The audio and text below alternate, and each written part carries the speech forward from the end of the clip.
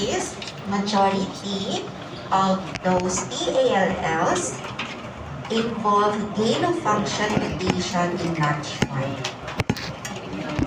So take note of this regulation in the expression and function of transcription factors required for normal B and T cell development, encompassing the pathogenesis for both T and B cell leukemia lymphomas. Nowadays, immunostaining is very important so that we can determine whether they are B or T cell in origin. So we cannot clearly identify by just morphologic appearance alone. And so we have the following immunostains helpful for this. So we have your TDTs or terminal deoxynucleotide transferase, a specialized DNA polymerase that is expressed only in pre-B and pre-T lymphoblasts. It is positive in more than 95% of cases. And also, you have your pan-B cell marker, your CD19.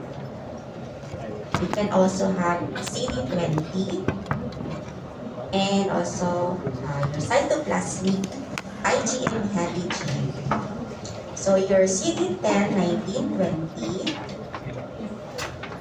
and the cytoplasmic IgM are usually expressed more in the more mature late pre-B ALS. CD10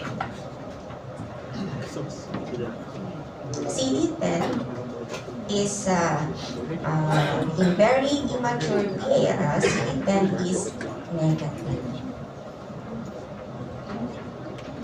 In TALLs, we take note of CD1, CD2, CD5, and CD7. So the smaller the number for the CD, they're usually for the TALS or T cells.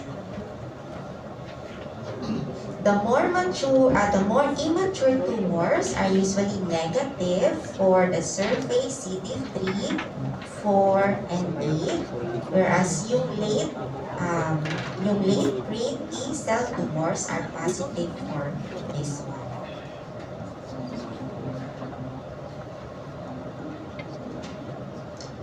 Factors associated with a worse prognosis includes the following. So age younger than 2 years old, largely because of the strong association of infantile ALL with translocations involving MLG. Also, presentation in adolescents or adult groups, so the very young and the older ones. Peripheral blood blast counts greater than 100,000. When we say peripheral blood,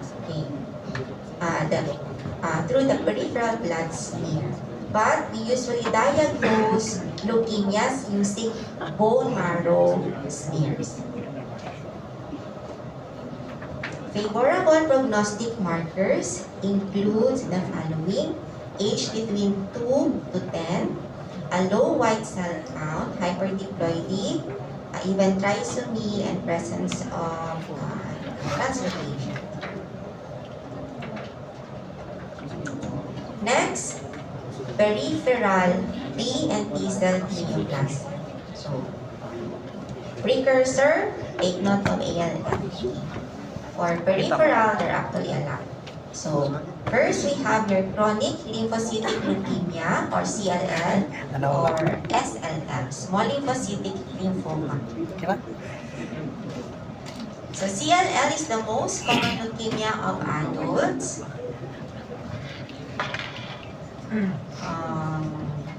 So leukocyte count is highly variable for this one. So anyway, so immunophenotyping, again, also positive for CD19, 20, as well as CD23 and CD5.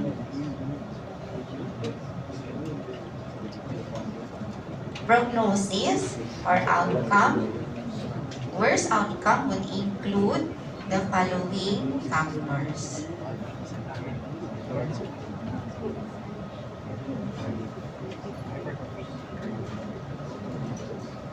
Next is follicular lymphoma.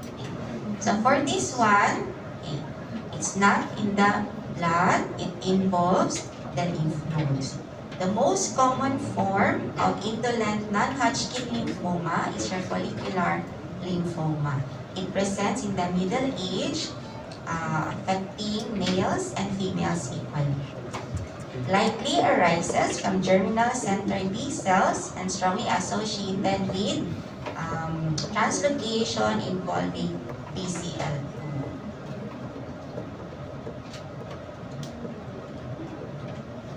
So the hallmark is the translocation involving your chromosomes 14 and 18.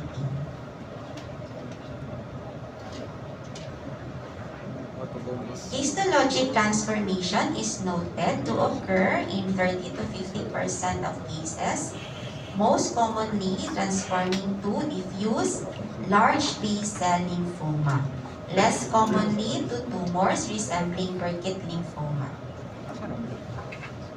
Median survival is less than 1 year after transformation. So again, this is an example of an immunocytostaining or immunohistochemical staining expressing your CD19, 20, and other B-cell markers. Next is diffuse large B-cell lymphoma or DLBCL. Most common form of non-Hodgkin lymphoma, there is a slight male predominance. Median age is also 60, but DLBCL also occurs in young adults and children. It is molecularly heterogeneous with involvement of dysregulation of BCL6, and also a portion would include or is associated with translocation also of chromosomes 14 and 18. Here is a picture showing you of diffuse large B-cell lymphoma. The tumor cells usually have large nuclei. Special subtypes are noted. So we have immunodeficiency associated large B-cell lymphoma, which occurs in the setting of severe T-cell immunodeficiency, and also the primary effusion lymphoma presenting as a malignant pleural or acidic effusion. This is Burkitt lymphoma. Burkitt lymphoma occur in the following setting. So we have the following features. So they are diagnosed as to clinical, genotypic, and virologic characteristics. So we have African or endemic type, sporadic or non-endemic type, and the one which is a subset of aggressive lymphomas. All forms of Burkitt lymphoma are highly associated with translocation of MYC gene on chromosome 8, leading to increased MYC protein levels.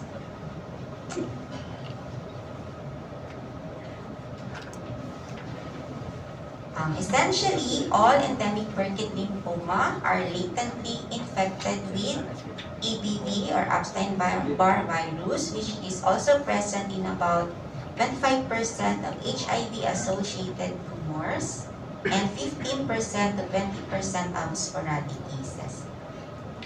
IHC would include also IgM, CD19, 20, 10, and BCL6.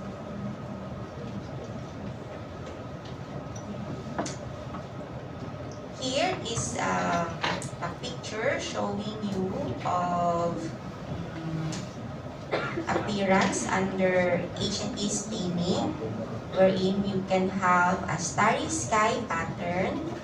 This is because of increased mitotic index and presence of numerous apoptotic cells.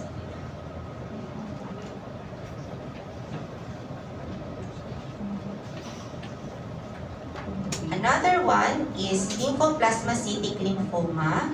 It's a B-cell neoplasm of older adults, usually present in the elderly. It bears resemblance to CLL or SLL. It differs in that a substantial fraction of the tumor cells undergo terminal differentiation to plasma cells. Associated with hyperviscosity syndrome, we call as Waldenström macroglobulinemia. So under the microscope, you can appreciate this appearance. So you can have typical plasma cells, some of which would contain Russell bodies and Dutcher bodies. This is more appreciated in smears rather than H&E staining. Next is mantle cell lymphoma. It's uncommon. Makes up about 2.5% of non-Hodgkin lymphoma. Usually presents in 5 to 6 decades of life and with a male predominance. The tumor cells closely resemble the normal mantle zone B cells surrounding the germinal centers. Virtually all mantle cell lymphomas have involvement of translocations with chromosome 14 and 11.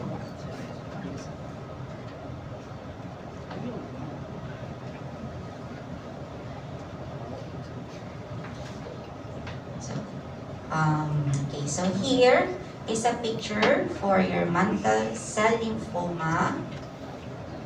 Typically, the proliferation consists of homogeneous population of small lymphocytes with irregular to occasionally deeply clefted nuclear contours. When we say small lymphocytes, we somehow compare that with the size of the red blood cells.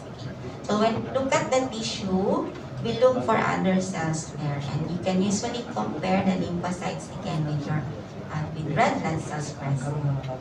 So they are just a little larger than your red blood cells.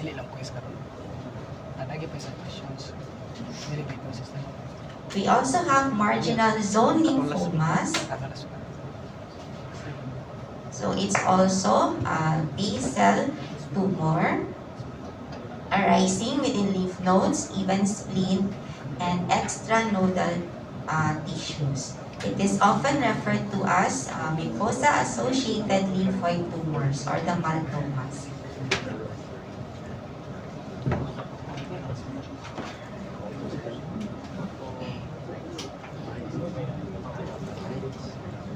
The characteristic for your marginal zone lymphomas usually involves chronically inflamed tissue that will later on become hyperplastic and malignant. Okay, so just take note, marginal zone lymphoma and your myeloma. Next is hairy cell leukemia. Also, a B-cell neoplasm, but rather rare. Pathogenesis involves activating point mutation in the serine pyrimidine kinase BRAF. So here is a picture showing you of atypical cells for hairy cell leukemia. They are best classified through phase contrast microscopy with this appearance.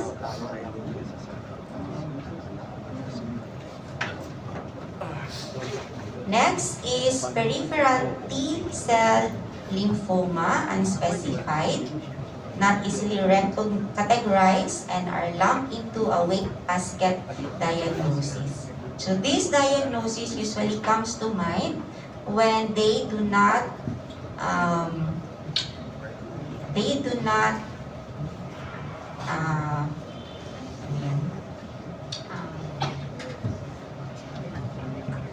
when they do not fit into the diagnostic criteria for other lymphomas. So again, we need in situ staining with the following. Most patients present with generalized lymphadenopathy, sometimes accompanied by eosinophilia, pruritus, fever, and weight loss. These tumors have a significantly worse prognosis compared to aggressive mature B-cell neoplasms.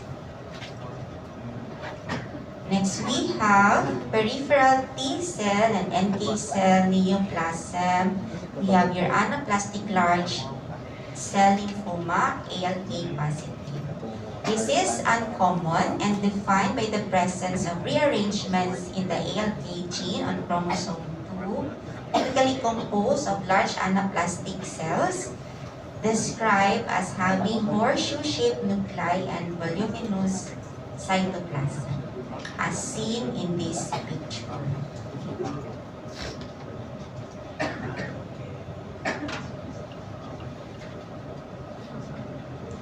Adult T-cell leukemia lymphoma.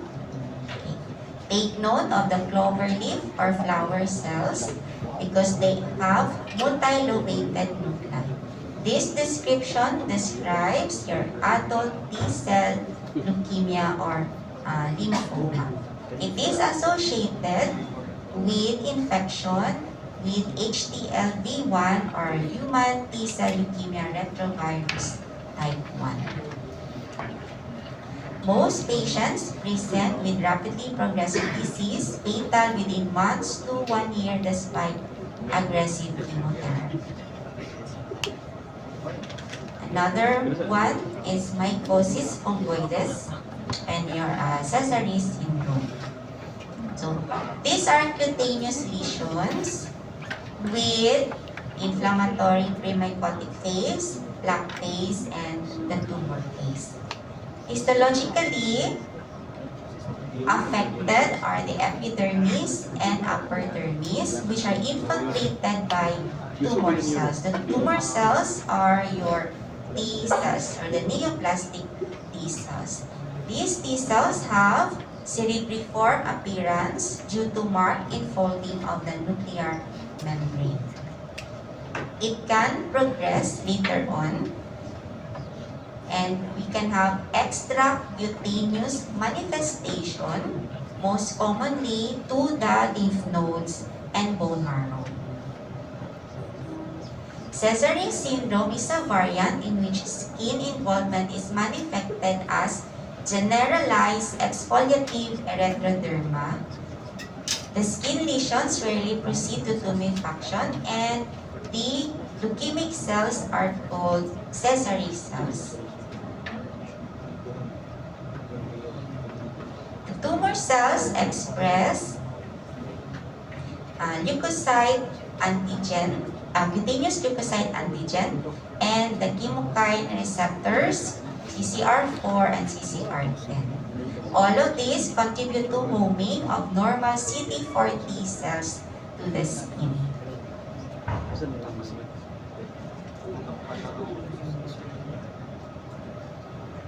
Next is large granular lymphocytic leukemia.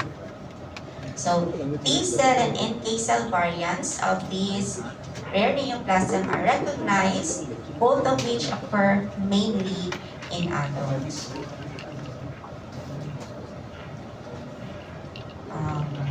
So we have the following immunomarkers, CD3 and and also for your that's for your T cell variant, and the NK cell large granular lymphocytic leukemia are negative for CD3 but positive for CD56.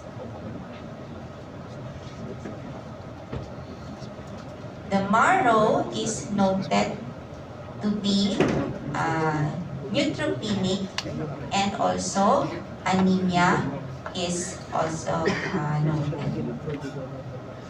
Neutropenia is often accompanied by a striking decrease in late myeloid forms in the marrow. We have the term Felty syndrome. It's a triad of rheumatoid arthritis, splenomegaly, and neutropenia under such disease. Then we have extranodal NK T-cell lymphoma. It usually presents as a destructive nasopharyngeal mass. Less common sites of presentation includes testis and the skin. So the tumor cells usually invade or infiltrate around small blood vessels, leading to extensive ischemic necrosis. Touch preparations would let us see large azurophilic granules in the cytoplasm of the tumor cells. It is highly associated with EBV infection. Okay. Tumor cells do not express CD21, the surface protein that serves as the B-cell EBV receptor. Most tumors are CD3 negative and lack T-cell receptor rearrangements and express NK cell markers.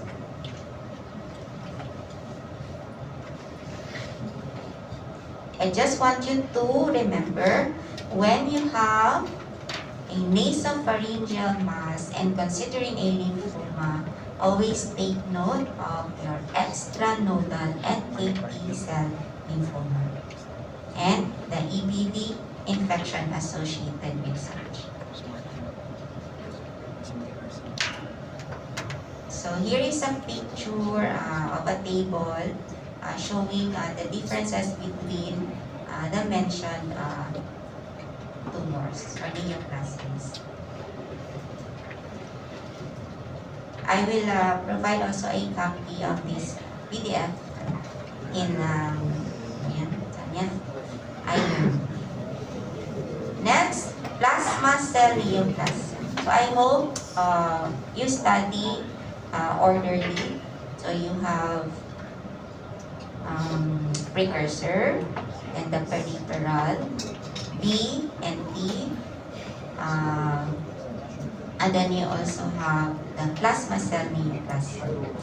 Plasma cells are the lymphocytes. So, under plasma cell neoplasm, we have the terms multiple myeloma. So, multiple myeloma is commonly associated with lytic bone lesions, hypercalcemia, renal failure, and acquired immune abnormalities.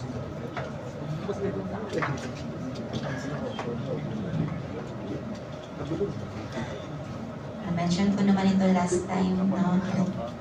So anyway, just take note of the things na medyo i-focus ko lang. So pathogenesis,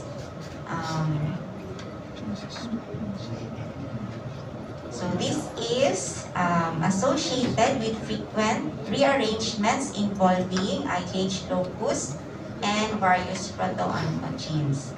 Included among the loci are recurrently involved in translocations of your immune globulin heavy chain gene, chromosome 14. So you have your cyclin B1 on chromosome 11 and also cyclin B3 on chromosome 6. Deletions of chromosome 17 are associated with poor outcome. Interleukin 6 is also an important growth factor for plasma cells.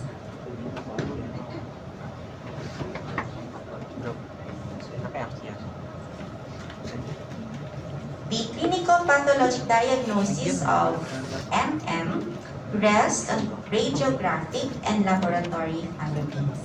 So radiographic includes X-ray or CT scan because we need to see lytic lesions or bony lytic lesions, and laboratory findings such as increase in immune globulin or serum proteins. Strongly suspected when the distinctive radiographic changes are present, and the definitive diagnosis always require bone marrow examination.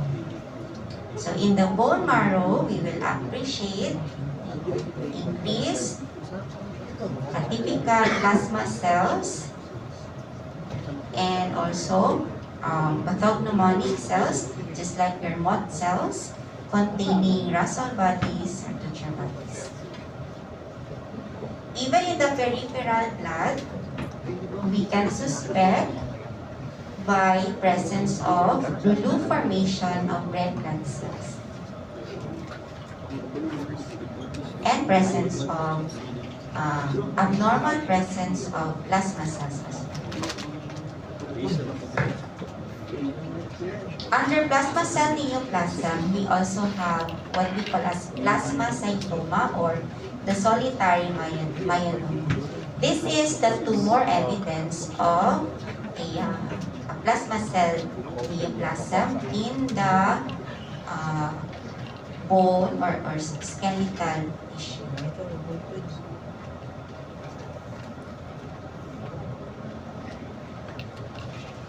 Extraosseous lesions are often located in the lungs, oronasopharynx, or nasal sinuses.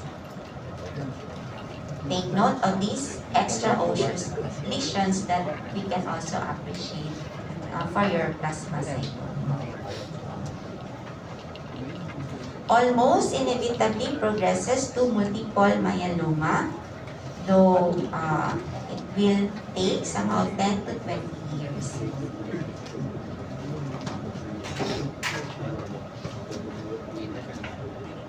Smoldering myeloma. Anyway, your plasmacytoma, you can appreciate, you have a slide for this in the laboratory. So you'll be able to appreciate the atypical plasma cells in that slide.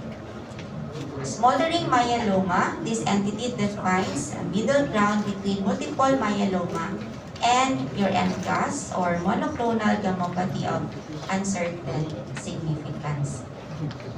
Plasma cells make up 10 to 30% of the marrow cellularity.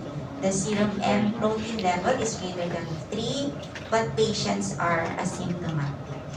However, majority of patients progress later on to multiple myeloma in a 15-year period. MGUS or monoclonal gammopathy of uncertain significance is the most common plasma cell dysplasia. Take note, dysplasia. Okay. So, hindi pa siya not malignant. Okay.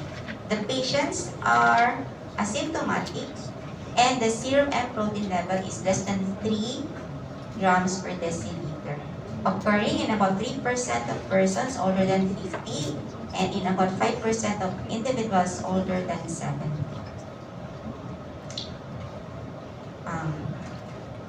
A small portion of patients with MGUS would develop symptomatic plasma cell neoplasm, usually multiple myeloma per year, a rate of conversion that remains roughly constant over time.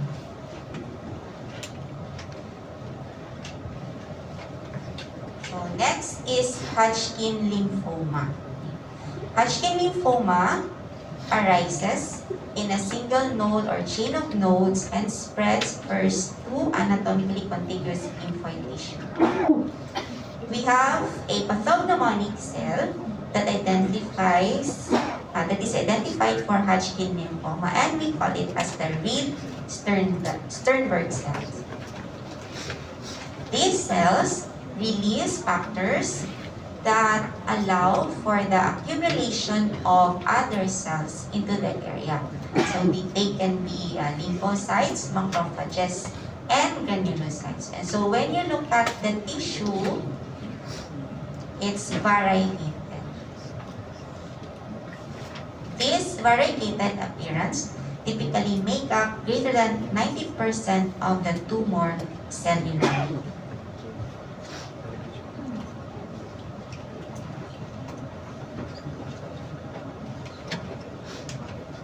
Associated abnormality is the activation of the transcription factor NF-κB is a common event in classical Hodgkin lymphoma. By the way, there are many types of Hodgkin lymphoma also. Depending on the appearance, morphologically, so we have your nodular sclerosis subtype, mixed cellularity, lymphocyte rich, lymphocyte depletion, and lymphocyte predominant. Here is a picture showing you of variation of the hallmark cell for Hodgkin lymphoma. Okay. The typical owl's eye appearance, binucleated. Okay.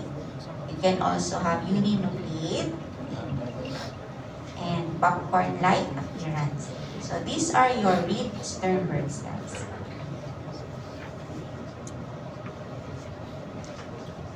Here is a table showing the staging for your Hodgkin and non-Hodgkin lymphoma. So please take note of this in your Robbins book. And let's go to the last part of this topic. So we have polycythemia vera.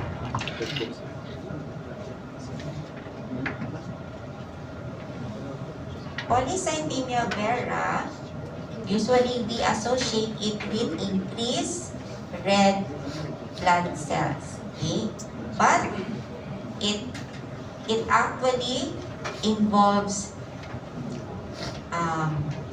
also your granulocytes and platelets. So it's panmyelosis. If the increase in red blood cells is the reason why it's called polycythemia. Associated abnormality is activating point mutation in your tyrosine kinase JAK2.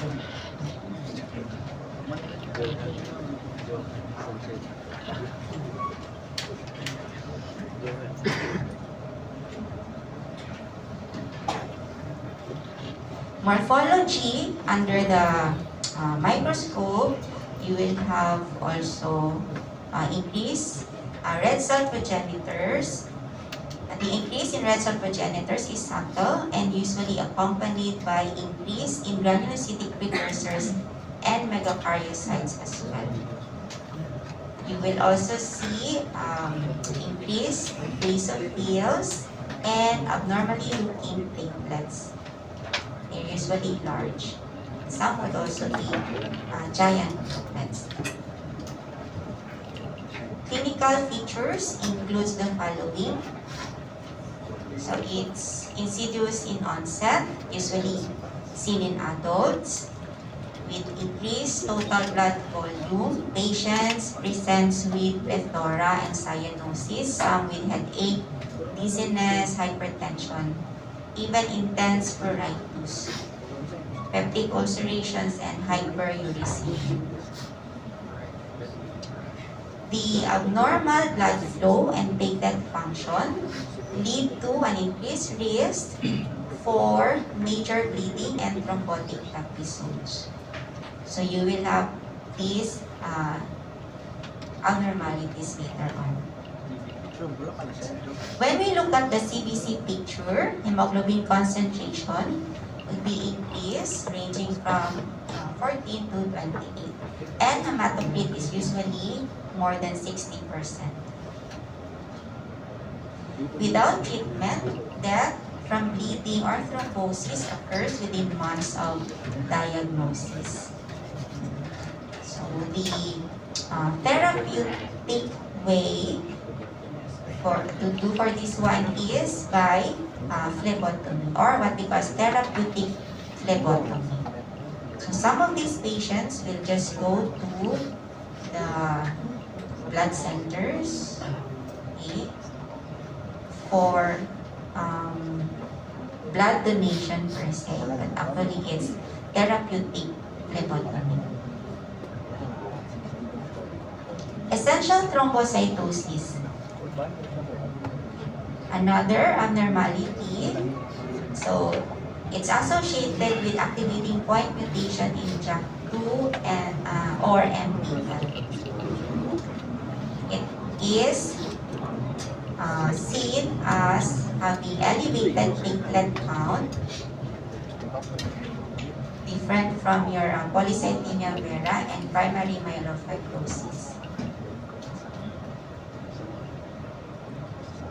So here is a picture of a blood smear from a patient with essential thrombocytosis.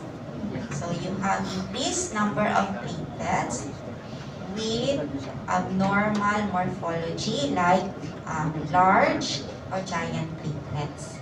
Large platelets, they are larger than the normal platelets. Giant platelets, they are as large or even larger than the red blood cells. These are termed as giant platelets.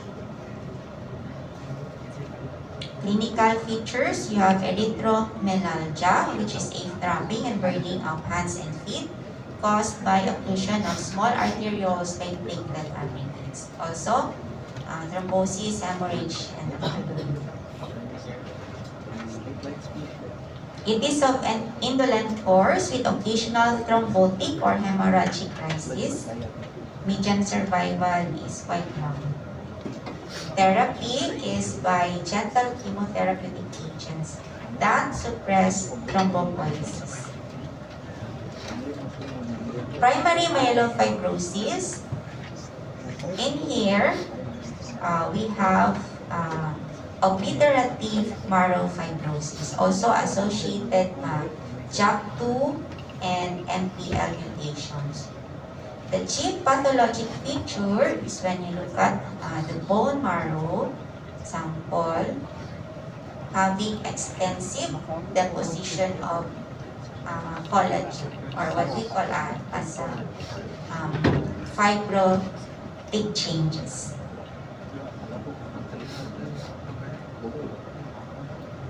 Early on, it can appear as hypercellular bone marrow with large, dysplastic, and abnormally clustered megakaryocytes. Megakaryocytes are the ones who produce the platelets, so that's why in the picture also you have abnormal platelets. Fibrosis is minimal. It will progress later on to hypocellular bone marrow with fibrotic changes and cloud-like clusters of megakaryocytes. Hematopoietic elements are seen in dilated sinusoids, which signifies architectural distortion. Very late in the disease, we have marrow with fibrosis, changing to bone osteosclerosis.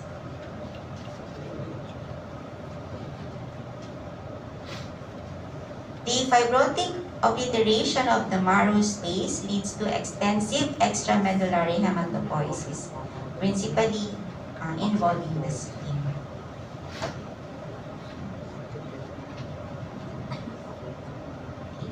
So here is a picture of a peripheral blood picture of a patient with primary myelofibrosis.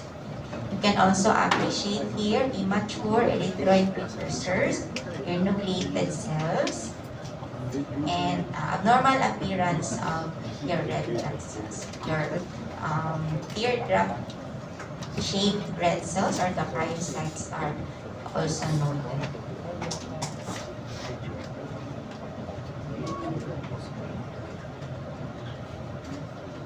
Please take note of the clinical feature for myelofibrosis.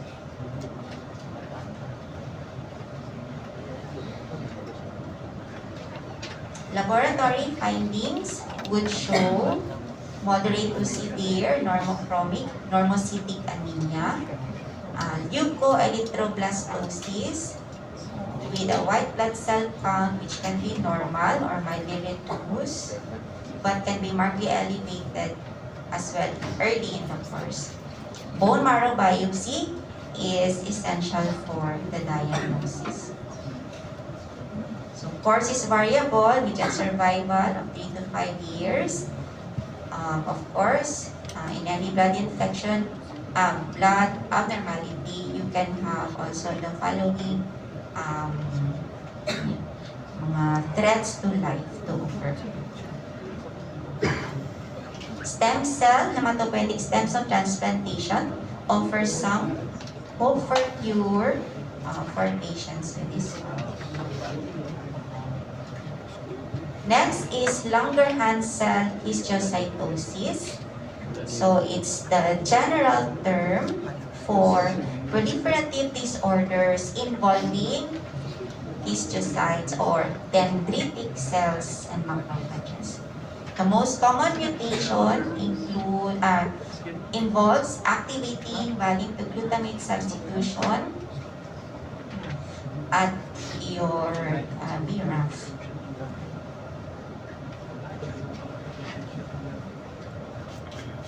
Pathognomonic for Langerhans cell histiocytosis is this picture through electron microscopy. So these rocket-shaped structures, okay, they are Birkbeck granules. So they have a dilated end. Rod-like Birkbeck granules with dilated end. These are the Langerhans cell, and you take note of the folded or grooved nuclei with eosinophils also in the background.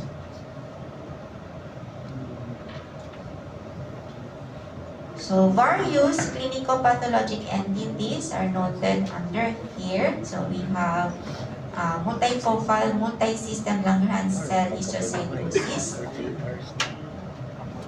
Before age 2, cutaneous lesions are noted, resembling seborrheic eruptions with hepatosplenomegaly, pulmonary lesions, and osteolytic bone lesions.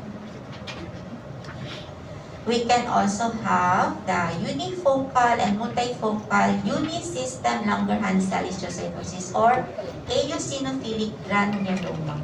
Eosinophils, as prominent component of the infiltrates, mainly affects the skeletal system, indolent, and may heal spontaneously. And then the pulmonary Langerhans cell histiocytosis, mostly seen in smokers, may regress upon cessation, also associated with BRAF mutation. As rare as this may seem, we have cases of this in SPMC. I have encountered eosinophilic granuloma and and then this one. But of course, the diagnosis cannot be made definitely because again, we need electron microscopy. And so far, we don't have that. But we can send such some biopsy samples in BGH and also in St. Jude in the US.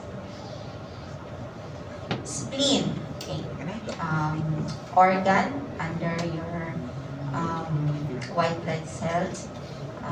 Spleen is an organ designed to filter blood, site of immune responses to blood-borne antigens. So when you cut the spleen, cut surface usually have an extensive red pulp dotted with gray specks. So much for that. Okay. 4 functions that impact disease states. So 4 functions of the spleen that impact disease states include phagocytosis of blood cells and particulate matter, antibody production, hematopoiesis, and sequestration of foreign elements. So if the spleen is abnormally functioning, we can have abnormalities that would include this one.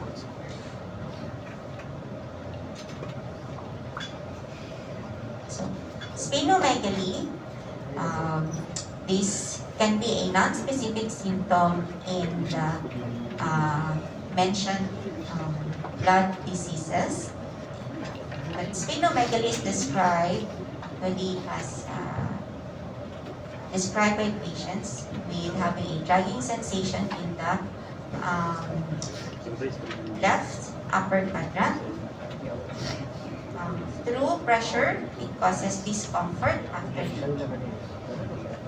And enlargement can cause a syndrome we call as hypersplenism. And this is characterized by anemia, leukopenia, thrombocytopenia, alone or in combination. Splenomegaly can be appreciated in the following abnormalities as noted in this table.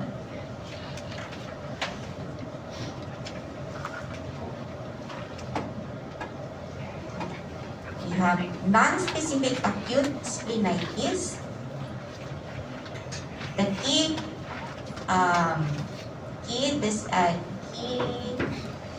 feature for this is the presence of uritis. So it's inflammation of the spleen caused by both by microbiologic agents and by cytokines that are released as part of the immune response. Another abnormality, we have congestive splenomegaly. This is due to chronic venous outflow obstruction. Please take note of venous outflow obstruction.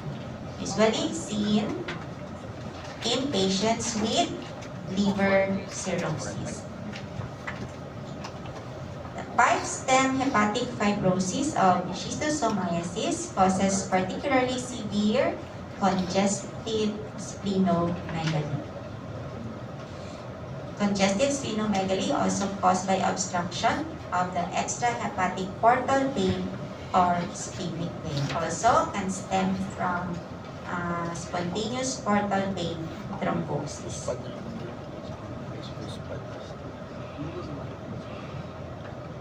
The key thing to remember here is your vein, okay, or outflow.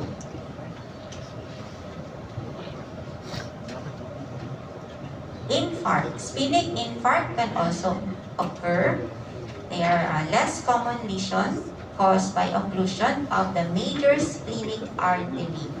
The spleen, together with kidneys and brain, are one of the most frequent sites where emboli can enlarge and cause infarction. Infarction in the spleen are blunt infarcts, so they are pale, wedge-shaped, and subcapsular in appearance. Septic infarcts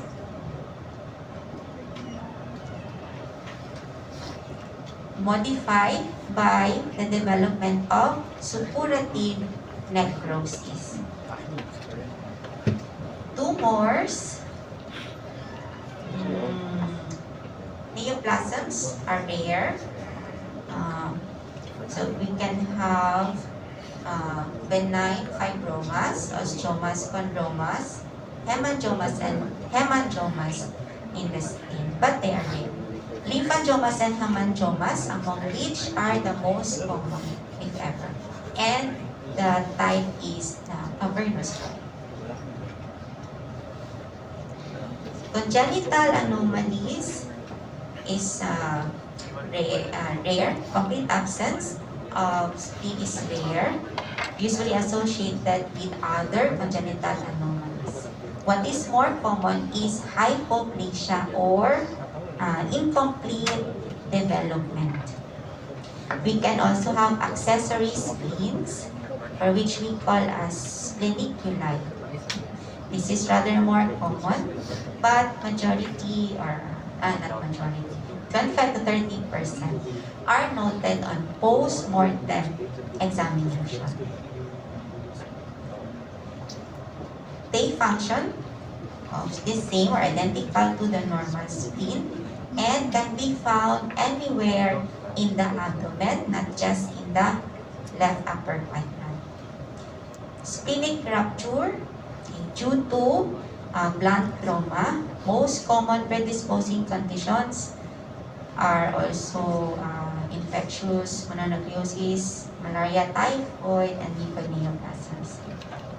Chronically enlarged spleens are unlikely to rupture because it has a tough covering made up of the fibrotic changes or the extensive reactive fibrosis.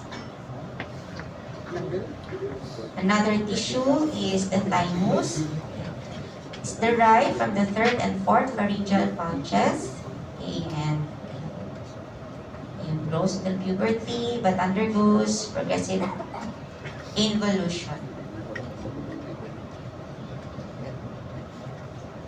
The fully developed thymus is composed of two fused, well-encapsulated lobes and thymic epithelial cells and immature T lymphocytes, or what we call as thymocytes, predominate in this tissue.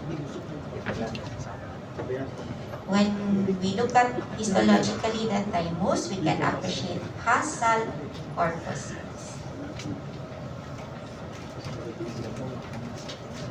So this would somehow make you identify you're looking at the thymus. So we have developmental disorders that involves the thymus. So we can have the thymic hypoplasia or aplasia seen in the George syndrome, and also we can have isolated thymic cysts. Thymoma.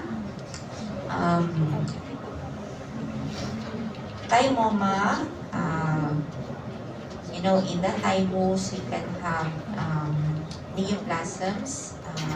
They can be germ cell tumors, lymphomas, carcinoids, and others. So the designation thymoma is restricted to tumors of thymic epithelial cells. So these usually occur in adults older than 40, rare in children. And this is a male to female ratio is equal. Most arise in the anterior superior mediastinum. Morphology, macroscopically, they are lobulated, firm, gray-white masses which are encapsulated. Though a portion may penetrate the capsule. So we can have the non-invasive thymoma and the invasive thymoma. Non-invasive thymoma most often composed of medullary type epithelial cells or a mixture of medullary or cortical type epithelial cells. The medullary type epithelial cells are elongated or spindle-shaped. Invasive thymoma has cytologically benign appearing atypical thymic cells, but they are locally invasive. So these tumors are much more likely to metastasize. Here is a picture of thymoma.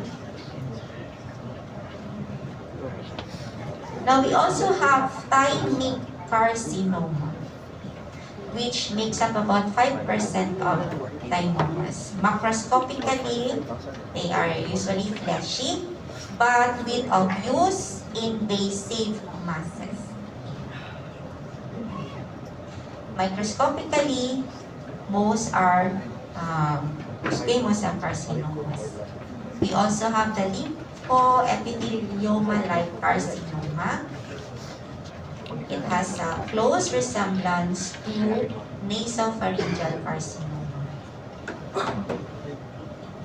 Clinical features in general would include impingement on the mediastinal structures. A portion of these can be are present in a patient with myasthenia gravis.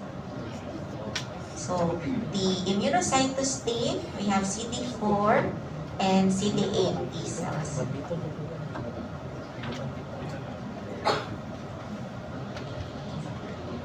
Here is a picture of thymoma encapsulated.